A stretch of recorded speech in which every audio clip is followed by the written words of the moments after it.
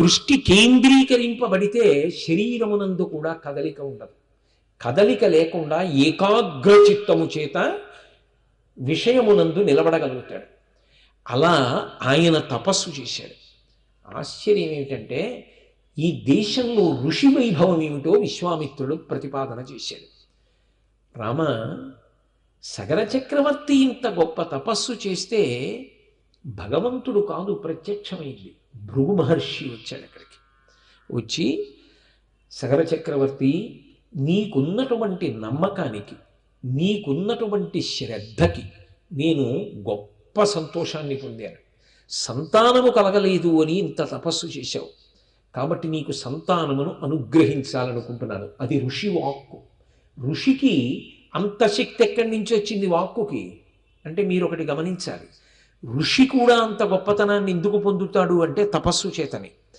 తపస్సు చేసినటువంటి మహాపురుషుల నోటి వెంట వచ్చినటువంటి మాటని నిజం చెయ్యడం ఈశ్వర కర్తవ్యం. ఆయన నిజం మాట్లాడుతున్నారు అనుకోడదు. ఆయన ఆయుష్మాన్ భవ అన్నాడు అనుకోండి ఒకళ్ళని.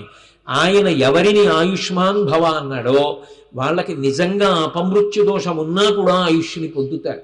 అలా ఎందరో మహానుభావులు ఈ దేశంలో తమ తపశ్శక్తిని నిరూపణం చేశారు. కావాలని కాదు, వాళ్ళ నోటి వెంట అనుకోకుండా వచ్చినటువంటి మాటలు అలా అవతల వారిని ఉద్ధరించాయి.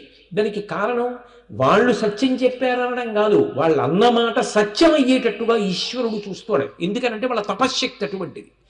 అందుకే ఆయన అన్నాడు, నీకు 2 భార్యలు ఉన్నారు కదూ, నీకు సంతానము కలుగుతుంది. ఎటువంటి సంతానము? 60,000 మంది కుమారులు ఒక భార్య యందు పొందుతావు. ఇంకొక భార్య యందు వంశకరుడైనటువంటి పుత్రుణ్ణి పొందుతావు. వంశకరుడు అంటే ఆయన వలన వంశము విస్తరిస్తుంది. ఎవరైనా కోరుకునేది ఏమిటి? ఆచంద్రతారార్కం వంశం విస్తరించాలని కోరుకుంటాడు. వంశము విస్తరించడము ఒక భార్యకు కలిగిన సంతానం వలన కలుగుతుంది. వేరొక భార్యకు మహోత్సాహవంతులు, అధిక సంఖ్యాకులు, గొప్ప శరీర బలమున్నవారు, లోకమునందు ఎప్పటికీ స్మరింపబడేటటువంటి కీర్తిని పొందగలిగినటువంటి వాళ్ళు కుమారులవుతారు. నువ్వు చేసిన తపస్సుకి మెచ్చుకున్నాను. భగవంతుడు కదా అనాలి, మరి ఋషి అంటున్నాడు ఏమిటి అంటే ఈ దేశం గొప్పతనం ఎక్కడుంది అంటే ఋషులు దార్శనికులు, ఇది ఋషి భూమి. అసలు వాల్మీకి మహర్షి కాదు రామాయణం ఇప్పించింది. రామాయణంలో మీరు పరిశీలనం చేస్తే ఎంతమంది ఋషులు కనపడతారో, ఎంతమంది యొక్క ఋషుల వైభవము కనపడుతుందో. అగస్త్య మహర్షి ఆశ్రమానికి దేవతలే వస్తుండేవారు. ఋషుల యొక్క తేజస్సు, ఋషుల యొక్క గొప్పతనం, వాళ్ళ తపస్సు వలన వాళ్ళు పొందినటువంటి శక్తి రామాయణంలో స్ఫుటంగా కనపడుతుంది. అందుకే మహర్షి అనుగ్రహించాడు సగర చక్రవర్తిని. చాలా ఆనందపడ్డారు. అయితే 2 భార్యలు అడిగారు, మాలో ఎవరికి ఎవరు కలుగుతారని అడిగారు. మళ్ళీ అదో ఉత్సుకత. ఆయన అన్నాడు, నేను చెప్పడం ఎందుకు, నీకు ఇటువంటి పిల్లలు పుడతారు, నీకు ఇటువంటి పిల్లలు పుడతారని మీరే చెప్పండి, మీకు ఎటువంటి సంతానం కావాలో అన్నాడు. ఎవరి మనసులో ఎటువంటి భావనలు ఉంటాయో, ఏది కోరుకుంటారో అది జరుగుతుంది ఋషివాక్కు చేత. వారి స్వభావము దృష్టిలో పెట్టుకొని వారు వరమడిగారు భృగు మహర్షిని. అందులో పెద్ద భార్య కేశిని అంది, మునేస్తు వచనం శ్రుత్వా కేశినీ రఘునందన పుత్రం వంశకరం రామ జగ్రాహన్ నృపసన్నిధౌ. ఏ చిన్న విషయం చెప్పినా ఈ బాబోయ్ అది చేయడం అండి, అది అయ్యే పనే అని చీకటి కోణాన్ని మాత్రమే చూడ్డానికి అలవాటు పడినటువంటి వ్యక్తి జీవితంలో ఏదీ పొందలేడు. అందుకే హనుమ సుందరకాండలో అంటారు, అనిర్వేద శ్రీయోమూలం అనిర్వేద పరం సుఖం అనిర్వేదోహి సతతం సర్వార్థేషు ప్రవర్తక కరోతి సఫలం జన్మో కర్మయత్తత్ కరోతి సహ తస్మాత్ అనిర్వేద కృతం యత్నం చేష్టేహముత్తమం అంటారు. నిర్వేదమును విడిచిపెట్టి ఉత్సాహంతో కార్యం చెయ్యాలి, కానీ మహోత్సాహం ఉండకూడదు. మహోత్సాహం అనుకోండి, ముందు వెనక ఆలోచన ఉండదు. ఏదైనా ఈ పని చెయ్యండి అంటే కలియబడిపోయి వెళ్ళిపోవడమే. ఒక పని చెప్తే దాని మీద మహోత్సాహంతో అంటే ముందు వెనకలో ఆలోచించకుండా విడిపోయేటటువంటి లక్షణం. ఉత్సాహం మంచిది, మహోత్సాహం మంచిది కాదు. అందుకు కదూ రాముడు అడిగాడు, ఏమిటి అసలు ఆ కథని అడిగాడు. అటువంటి 60,000 మంది పిల్లలు నాకు కావాలి అని అడిగింది సుమతి. వాళ్ళిద్దరూ ఎలా కోరుకున్నారో అలాగే తర్వాత గర్భిణులయ్యారు. ఆ కేశినికి అసమంజసుడు అని కొడుకు పుట్టాడు. ఈమెకి సుమతికి సొరకాయ వంటి మాంస పిండం ఒకటి ప్రసవమైంది. దానికి ఉన్నటువంటి ఆ చిన్న చిన్న పిండములను తీసి నీటి కుండలలో పెట్టి దాదులు పెంచి పెద్ద చేస్తే 60,000 మంది పిల్లలు వచ్చారు. అంటే బహుశः ఇంక్యుబేటర్లో పెట్టి పిండాన్ని రక్షించడం, ముందే పుట్టినటువంటి పిల్లల్ని అమ్మ గర్భం లాంటి వ్యవస్థ చేసి పెంచి పెద్ద చేసి సురక్షితంగా బయటికి తీసుకురావడం అనేటటువంటి వైద్య ప్రక్రియ ఇంతకన్నా గొప్పగా రామాయణ కాలంలోనే ఉందన్నమాట. కాబట్టి వాళ్ళందరినీ కూడా కాపాడి 60,000 మంది పిల్లలు పుట్టేటట్టుగా ఆ పైన ఋషివాక్కు ఉన్నది. 60,000 మంది పిల్లలు ఒక స్త్రీ గర్భము నుండి ప్రసవం అవడం సాధ్యం కాదు కదా, ఋషివాక్కు అలా ఫలించింది. సొరకాయ వంటి పిండమునకు 60,000 మంది పిల్లలు అంటి ఉండి తర్వాత నీటి కుండలలో పెరిగి వాళ్ళు బయటికి వచ్చారు. ఇక వాళ్ళకి వేరు పేరు చెప్పాల. 60,000 మంది సగరుడి యొక్క కొడుకులు కాబట్టి వాళ్ళని సగరులు అని పిలిచారు. కాబట్టి 60,000 మంది పిల్లలు రెండవ భార్య ఎందు పొందాడు. వంశకరుడైనటువంటి వాడు వంశమును విస్తరింప చెయ్యగలిగినటువంటి కొడుకుని పెద్ద భార్య అయిన కేశిని ఎందు పొందాడు. ఇప్పుడు సంతానం లేదు లేదు అన్నవాడికి ఇంటి నిండా సంతానమే. ఎంత సంతోషం పొందుంటాడు, మహానందంగా ఉన్నాడు. ఇంత సంతానమును పొంది ఉన్నప్పటికీ పెద్ద భార్య యొక్క కుమారుడైనటువంటి అసమంజసుడు ఒక విచిత్రమైనటువంటి పోకడని పొందాడు. ఆయన సాయంకాలం అయ్యేటప్పటికీ సరయూ నది ఒడ్డుకి వెళ్ళేవాడు. పిల్లలందరినీ పోగేసేవాడు. అసలు పిల్లలకి సాయంకాలం ఆడుకోవడం అంటే సరదా. అందులో నదీ తీరం అంటే ఇసక విశాలంగా ఉంటుంది, ఆడుకోవడం సరదా. అందులో మహారాజు గారి అబ్బాయి కాబట్టి అందరు అక్కడికి వెళ్ళేవారు. వాడేం చేసేవాడంటే సహజంగా మంచి బలవంతుడు. తనతో ఆడుకోవడానికి వచ్చినటువంటి పిల్లల్ని ఎత్తి గిరగిరా తిప్పి సరయూ నదిలోకి బాగా లోపలికి విసిరేసేవాడు. వాళ్ళకి ఈత రాక కొట్టుకుంటూ ఉంటే, వాళ్ళకి ఊపిరి ఆడక తన్నుకుంటూ ఉంటే ఒడ్డున నిలబడి నవ్వుతూ ఉండేవాడు. కొంతకాలం సహించారు. లేక పుట్టినటువంటి కొడుకు, ఎక్కడికో వెళ్ళి మహానుభావుడు తపస్సు చేసి పొందినటువంటి సంతానం. బొత్తిగా వెళ్ళి మహారాజుకి నేరం చెప్పడమా, బుద్ధి మార్చుకుంటాడేమో అనుకున్నాడు. వాడు సరయూ నదీ తీరానికి వచ్చి ఆడుకోవడం అంటే పిల్లలతో క్రీడించడం కాదు, పిల్లల్ని నదిలోకి విసిరేసి వాళ్ళు బాధపడుతుంటే వీడు సంతోషిస్తూ ఉండేవాడు. అంటే అదో పైశాచికత్వం. ఆట ఉభయుల యొక్క సంతోషానికి పనికి రావాలి. ఇప్పుడు ఎక్కడ ఆట ఆడినా దాని ప్రయోజనము ఉభయులు సంతోషించుటయే. అంతేకాని దాని ఎందు అనేకమైనటువంటి పోకడలకు పోయి పైశాచికత్వానికి వెళ్ళిపోయి అవతలవాడు బాధపడితే నేను సంతోషించడం అనేటటువంటి మనస్తత్వం ఏర్పడితే అంతకన్నా ప్రమాదకరమైంది ఇంకోటి లేదు. అది ఒక పరమ బలహీనుడి ఎందు ఉందనుకోండి, దాని వలన బాధపడేటటువంటి వారి సంఖ్య కొంత పరిమితంగా ఉంటుంది. ఇంటి యజమానికి ఉందనుకోండి, ఇంట్లో వాళ్ళు బాధపడతారు. ఒక ఊరి పెద్దకు ఉందనుకోండి, ఊళ్ళో వాళ్ళు బాధపడతారు. అఖండ సామ్రాజ్యానికి రేపొద్దున్న వారసుడు. ఇటువంటి వాడు రేపొద్దున్న రాజ్యంలోకి పరిపాలన కోసమని సింహాసనం మీద కూర్చోవడం జరిగిందనుకోండి, ఇవాళ పిల్లల్ని సాయంకాలం ఆటకని తీసుకొచ్చి సరయూ నదిలో తోసేస్తున్నాడు. రేపొద్దున్న స్వభావము సహజంగా వచ్చింది. నా కొడుకే కదా అని ఉపేక్షించాడు అనుకోండి సగర చక్రవర్తి. పట్టాభిషేకం చేసిన తరువాత ఊళ్ళో ఉన్న వాళ్ళందరూ బాధపడితేనే ఈయనకి సంతోషించడం అన్న అలవాటు ఉండిపోతే తన వంశానికి అంతటికీ కూడా కళంకం వస్తుంది. సగర చక్రవర్తి ఆలోచించాడు. ఏవం పాప సమాచార సజ్జన ప్రతిపాదక పౌరాణామహితే యుక్తో పుత్రో నిర్వాసిత పురాత్. ఇటువంటి వాడు రాజ్యమునందు ఉండడానికి వీల్లేదు. వీడు రాజ్యమునందు కానీ ఉన్నట్టయితే ఇవాళ కాకపోతే రేపు, రేపు కాకపోతే ఎల్లుండి వీడు నాకు పెద్ద కొడుకు కాబట్టి వీడు రాజ్యాధికారానికి వస్తాడు. అసలు వీడికి రాజ్య బహిష్కారం వేసేస్తాను. వీడు ఎక్కడ ఉంటే అక్కడ బాధపడతారు. ఎందుకంటే ఇతరులు బాధపడితే సంతోషించే మనస్తత్వం ఉన్నవాడు. ఇటువంటి మనస్తత్వం ఉన్నవాడు నా ఇంట కాదు నా రాజ్యమునందు ఉండడానికి వీల్లేదు. ఎవరైనా విడిచిపెట్టగలరండి అలాగా? న్యాయము వేరు, ధర్మము వేరు. ధర్మమును అనుసరించి న్యాయం వెళుతుంది. లోకహితము కొరకు తన కొడుకుని రాజ్యము నుంచి బహిష్కరించాడు. అంటే ఎవరు వింటున్నారు ఇదంతా? రాముడు వింటున్నాడు. తన వ్యక్తిగతమైనటువంటి సుఖాన్ని, నా కొడుకు అన్నటువంటి ఆనందాన్ని, ఆ కొడుకుని ముట్టుకోవడంలో ఉన్న సంతోషాన్ని, కొడుకుతో కలిసి అన్నం తినే ఆనందాన్ని, రాత్రి కొడుకు కాళ్ళు పడితే పొందే సుఖాన్ని నిర్మోహమాటంగా త్యాగం చేసేశాడు సగర చక్రవర్తి. తాను రాసపదవిలో ఉండగా తన కళ్ళ ముందు తన కొడుకు సమాజమునకు హితము కాని పనులు చేస్తుంటే తాను ఉపేక్షించి ఊరుకుంటే రేపొద్దున్న వాడు ఎంత ప్రమాదానికైనా కారణమవుతాడు. సామాజిక ప్రయోజనము కన్నా కుటుంబ ప్రయోజనము, వ్యక్తి ప్రయోజనము గొప్పవి కావు. రాజ్య ప్రయోజనమునకు వీడు ప్రతిబంధకము. ఇలాంటి వాడు ఒక్కడిని నా కొడుకు అని వదిలిపెట్టేస్తే రేపొద్దున్న 1000 మంది తయారవుతారు. ఇంకొకడు బాధపడితే సంతోషించే వాళ్ళు తయారవుతారు. ఎందుకు అలా చేశామని అడిగితే నీ కొడుకు ఏం చేశాడు, అప్పుడేం చేశావు, న్యాయం ధర్మం అని అడుగుతారు.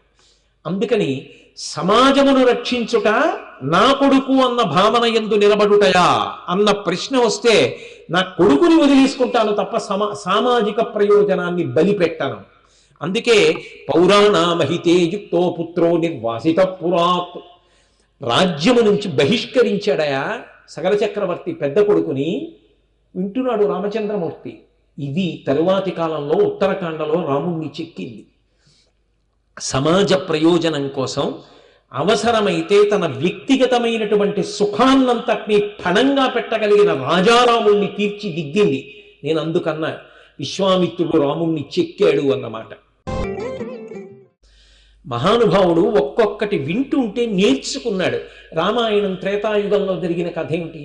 ఇప్పటికీ ఎప్పటికీ నేర్చుకోవలసింది ఏదైనా ఉంటే నీతి రామాయణము నుండి గ్రహించాలి. నేను, నా ప్రయోజనము, నా కుటుంబము, నా వారు తప్పులు చేసిన వెనకేసుకురావడం, నా అన్న మాటకు అంతే ఎక్కడుంది? నా కుటుంబంలో సభ్యుడు, నా సంఘంలో సభ్యుడు, నా ఇంట్లో సభ్యుడు, నా రాష్ట్రంలో సభ్యుడు, నా పక్షంలో సభ్యుడు తప్పు చేసిన ప్రతివాణ్ణి నా అన్న అనుబంధంతో కాపాడుతూ వెళ్ళిపోతుంటే దేశంలో ఎక్కడ నిలబడుతుంది ధర్మం?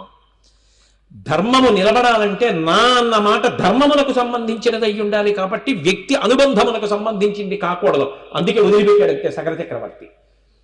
ఈ బుద్ధి సమాజమునందు ఏర్పడిన నాడు, ఈ సాధన బలం ఏర్పడిన నాడు, రామాయణానికి వారసులుగా మనం బ్రతకగలిగిన నాడు రామరాజ్యం ఎందుకు రాదు? రాముడు పరిపాలిస్తే రామరాజ్యం వస్తుందనడం కాదు. రాముడు పరిపాలించగలిగినట్టు పరిపాలించగలిగిన సమర్థత, రాముడు బ్రతకగలిగినట్టు బ్రతకగలిగిన సమర్థత, రామాయణం అందించినటువంటి ధర్మమును సాధన చెయ్యగలిగినటువంటి సమర్థత ఏర్పడిన నాడు రామరాజ్యం వస్తుంది. రామరాజ్యము నుండి సాధన బలాన్ని పొందుతారు. ఏ బలము అంటే వాడు నాతో ఏ అనుబంధం ఉన్నవాడైనా సమాజ హితమునకు వాడు విరోధి అయిన నాడు వాడితో అనుబంధము నాకు అక్కర్లేదు. వాడికి మౌలికమైన ధర్మం అక్కర్లేనప్పుడు వాడితో అనుబంధము కూడా నాకు అక్కర్లేదు. అనుబంధం ఎందుకు తెగాలో చెప్పింది రామాయణం. ఏదో ఒక బ్రహ్మణం దేనికి తెంచుకున్నాడు? ఏదో తన మాట వినలేదని కాదు, సమాజమునకు అహితమును చేస్తున్నాడు కాబట్టి ఇటువంటి వాడు ఉండడానికి వీల్లేదు. రాజ్య బహిష్కారం విధించాడు. చిన్న పిల్లవాడు వింటున్న రాముడికి తన వంశ ప్రతిష్ట, కొడుకునే వదిలిపెట్టుకున్నవాడు, సంతానం లేనివాడు, అన్ని వేల సంవత్సరములు 100 సంవత్సరములు తపస్సు చేసి పొందాడు సగర చక్రవర్తి. 100 సంవత్సరముల తపస్సు ఫలితంగా వచ్చినటువంటి వంశకర్తని బహిష్కరిస్తున్నాడు. సమాజ హితము కొరకు వ్యక్తిగత హితమును పణంగా పెట్టగలగాలి మనిషి. అది మిగిలిన ప్రాణులకు అన్వయం కాదు, మనిషికే అన్వయం నేర్పుతుంది రామాయణం. వింటున్నాడు రామచంద్రమూర్తి. ఆ దేశ బహిష్కారము విధింపబడినటువంటి అసమంజసునకు ఒక కుమారుడు ఉన్నాడు. వాడి పేరు అంశుమంతుడు, సగర చక్రవర్తికి మనవడు. ఆ అంశుమంతుణ్ణి దగ్గర పెట్టుకున్నాడు. వాడు చేసిన తప్పే ఉంది? వాడు పరాక్రమవంతుడు, నీతి కలిగినవాడు, తాత మాట వినేవాడు, ధర్మాన్ని పాటించేవాడు. అసమంజసుడి కొడుకు కాబట్టి వీడు ఉండడానికి వీల్లేదు అనలేదు. వీడు ధర్మాత్ముడు, వీడు పరాక్రమం ఉన్నవాడు, క్షాత్రం ఉన్నవాడు, 10 మందిని రక్షించాలన్న తాపత్రయం ఉన్నవాడు, సమాజ హితమును కోరుకునేవాడు. అందుకుని వీడిని దగ్గర ఉంచుకుంటాడు. ఇది లేనివాడు కొడుకు నాకు అక్కర్లేదు, వాడు కొడుకైనా కావచ్చు, వదిలిపెట్టాడు. అంటే పట్టుకోవడానికి కానీ వదలడానికి కానీ సగర చక్రవర్తికి ఏది కారణమైంది? సమాజ హితమును కాంక్షించడం. పరిపాలకుడుగా ఉన్నప్పుడు 10 మందికి పనికొచ్చేవాడైతే ఉంచుకున్నాడు తప్ప రాని వాడిని దగ్గర ఉంచుకోవడానికి ఇష్టపడలేదు. దానికి ఎంత బలం ఉండాలంటే, అటువంటి సాధనకి నిలబడాలంటే లోపల ఎంత ధార్మికమైన బలం ఉండాలి. అటువంటి చక్రవర్తి నీ వంశంలో వచ్చాడు. అంశుమంతుడు సగర చక్రవర్తి దగ్గర పెరుగుతున్నాడు. తర్వాత సగర చక్రవర్తి యజ్ఞం చెయ్యాలనుకున్నాడు. ఎందుకు? కావలసినటువంటి కోరిక తీరిపోయింది, సంతానం కలిగింది, తాను ధర్మమునకు నిలబడ్డాడు, పెద్దవాడు అవుతున్నాడు. ఇప్పుడు ఏం కావాలి అంటే ఈ శరీరం ఒకనాడు పతనమైపోతుంది. పతనమైపోయిన తరువాత తన పూర్వులందరూ ఎలా స్వర్గలోకాన్ని చేరారో తాను కూడా అలా స్వర్గలోకాన్ని చేరాలి. అందుకే దాని కొరకు యజ్ఞమును ప్రారంభం చేశాడు. యజ్ఞం చేస్తూ యజ్ఞాశ్వ రక్షణము కొరకు మనవడైనటువంటి అంశుమంతుణ్ణి నియమించాడు. నువ్వు ఈ యజ్ఞాశ్వము వెంట బయలుదేరి వెళ్ళు, యజ్ఞాశ్వమును రక్షించు. ఆయన రక్షణ చేస్తూ వెడుతున్నాడు. అలా వెడుతుండగా రాక్షసీం తనుమాస్తాయ యజ్ఞీయాశ్వమపాప అపాహరత్ రియమాణే తు కాకుచ్ఛ. అది విన్నాడు ఆ కాకుచ్ఛ వంశంలో వచ్చినటువంటి వాడు, కకుత్స వంశంలో వచ్చినటువంటి సగర చక్రవర్తి. ఎవరు ఎత్తుకుపోయినవాడు అంటే రాక్షసీం తనుమాస్తాయ యజ్ఞీయాశ్వమపాహరత్. ఇంద్రుడు రాక్షస రూపమును పొంది యజ్ఞము కొరకు విడిచిపెట్టబడినటువంటి గుర్రాన్ని ఎత్తుకుపోయాడు. వింధ్యపర్వతానికి హిమవత్ పర్వతానికి మధ్యలో జరిగింది యజ్ఞం. ఈ యజ్ఞాశ్వమును ఎత్తుకుపోయారు అన్న విషయం సగర చక్రవర్తి దృష్టిలోకి వచ్చింది. ఆయన లేచి వెళ్ళలేదు. ఆ యజ్ఞం చేయిస్తున్నటువంటి వాళ్ళు చెప్పారు, యజ్ఞాశ్వము కనపడకుండా పోతే యజ్ఞము చేయించినటువంటి మేము, యజ్ఞమునకు యజమాని అయినటువంటి నువ్వు, ఇద్దరము కూడా పతనమైపోతాం. కాబట్టి ఏ పరిస్థితులలో కూడా యజ్ఞాశ్వమును వెనక్కి తీసుకురావాలి, దానికి సమర్థులైన వాళ్ళని ఇప్పుడు పంపించు. మరి ఆయన ఎందుకు లేవకూడదు అంటే దీక్ష అన్న మాట యజ్ఞమునకు అన్వయమవుతుంది. దీక్షా స్వీకారము వేదంలో యజ్ఞమునకు ఉంటుంది, ప్రధానంగా దానికే అన్వయం. దీక్షితుడైనటువంటి వ్యక్తి, ఆ యజ్ఞ దీక్షలో ఉన్నవాడు అకస్మాత్తుగా యజ్ఞాన్ని విడిచిపెట్టి వెళ్ళిపోవడానికి వీల్లేదు.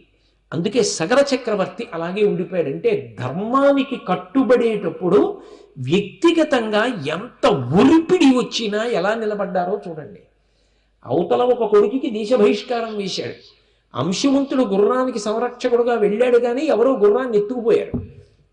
అంశుమంతుడు తిరిగి వచ్చేసాడు. గుర్రం కనపట్టలేదు. ఆయన ఆలోచించాడు, తొట్టుపడలేదు. ఒక ఆపద వచ్చినప్పుడు కంగారు పడిపోయారనుకోండి, ఒక ఆపద వచ్చినప్పుడు స్థిమితంగా ఆలోచించేటటువంటి ప్రజ్ఞ ముందు కోల్పోయాడు అనుకోండి, అలా ప్రజ్ఞ కోల్పోయిన వాడు ఎవరున్నాడో వాడు ఉద్వేగములు చెందుతాడు. ఉద్వేగంలో చేసుకున్న నిర్ణయాలు ఏ ఉంటాయో అవి ఫలవంతములు కావు, మనిషిని అభ్యున్నతి పథంలో నడిపించవు. అందుకే బాగా ఆలోచించాడు. ఇక్కడ మహామంత్రవేత్తలైనటువంటి ఋత్విక్కులు యజ్ఞం చేస్తున్నారు.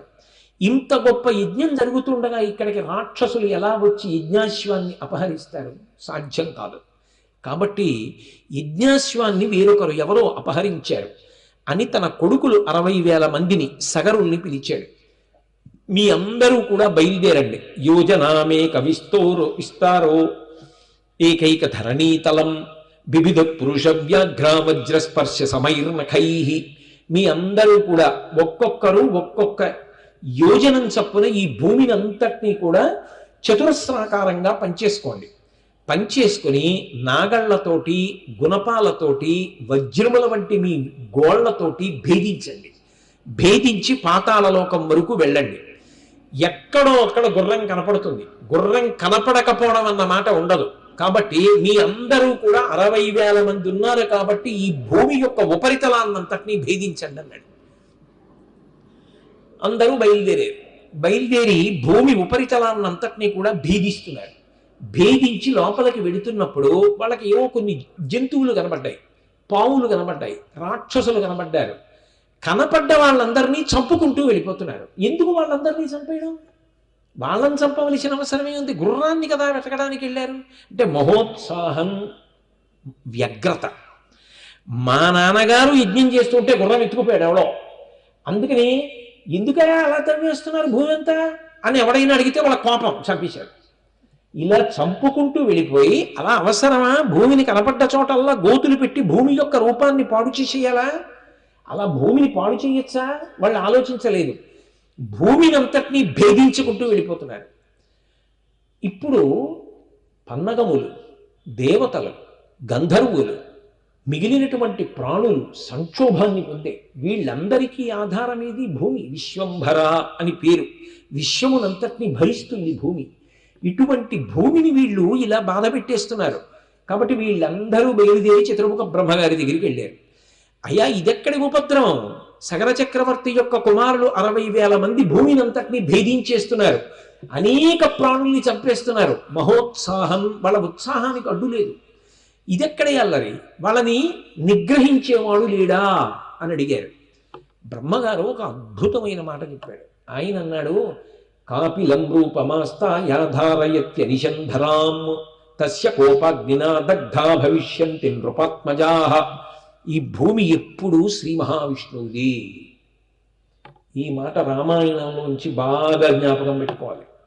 విష్ణువు యొక్క సొత్తైనటువంటి భూమిని ఎంత జాగ్రత్తగా ప్రసాదంగా వాడుకోవాలో అలా వాడుకోవాలి తప్ప ఈ భూమి నాదని భూమిని పాడు చేసేటటువంటి అధికారము ఎవ్వరికీ లేదు. ఎందుచేత అంటే ఒక అంగుళం భూమిని పెంచలేం, ఒక అంగుళం భూమిని తగ్గించలేం. ఈ భూమి ఎప్పుడూ శ్రీ మహావిష్ణువుకి చెందినటువంటిది. అటువంటి భూమిని నిష్కారణంగా పాడు చేయడం శ్రీ మహావిష్ణువు యొక్క ఆగ్రహమునకు కారణమవుతుంది. ఆయనే ఆగ్రహించాడనుకోండి, వీళ్ళందరూ కూడా దగ్ధమైపోతారు భవిష్యత్తులో. ఇది అలా జరగాలని రాసి పెట్టింది. అందుకే వాళ్ళు భూమి జోలికి వెళ్ళారు. భూమి జోలికి వెళ్ళిన వాళ్ళని విష్ణువు విడిచిపెట్టడు. రామాయణంలోంచి ఈ విషయం అర్థమైతే కనపడ్డదంతా ఆక్రమించడం, తడికెలు కట్టడం, నాదనడం, ఇతరుల్ని బాధ పెట్టడం ఎంత ప్రమాదకరమో, అది విష్ణువు యొక్క ఆగ్రహమునకు ఎంత కారణమవుతుందో, మనిషి ఎంత జాగ్రత్తగా బ్రతకాలో అర్థమవుతుంది.